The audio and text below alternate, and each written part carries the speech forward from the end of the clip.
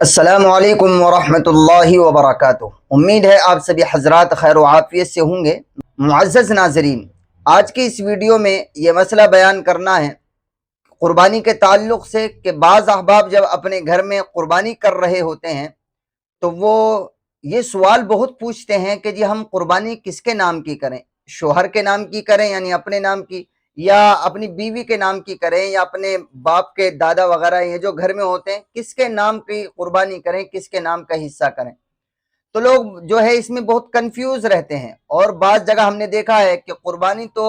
واجب ہے شوہر کے اوپر اور حصہ ہو رہا ہے قربانی کی جا رہی ہے بیوی کے نام کی، قربانی واجب ہے بیوی پر اور حصہ ہو رہا ہے دادا کے نام کا۔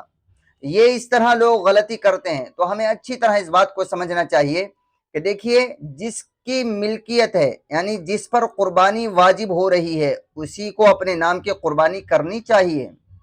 ایسا نہیں ہے کہ آپ کسی کے نام کی بھی کر سکتے ہیں۔ آپ نے اگر اپنے نام کی قربانی نہیں کی جبکہ آپ پر واجب ہو، آپ کی ملکیت آپ کے پاس ہے اور آپ بیوی کے نام کی کر رہے ہیں، تو آپ کے اوپر سے قربانی کا ذمہ نہیں ہٹے گا، قربانی کا وجوب آپ کے اوپر سے نہیں ہٹے گا۔ کل قیامت کے دن آپ کو اس کا جواب دینا پڑے گا۔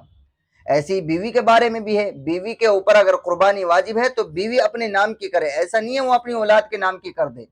تو اسے ہمیں اچھی طرح سمجھنا چاہیے، جس کے اوپر قربانی واجب ہو رہی ہے جس کے اوپر وہ اپنے نام کا حصہ کرے گا،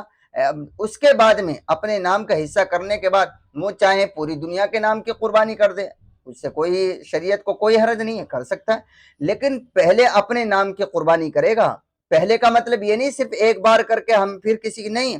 جب جب اس پر قربانی واجب ہوگی، جب جب اپنے نام کا حصہ کرے گا،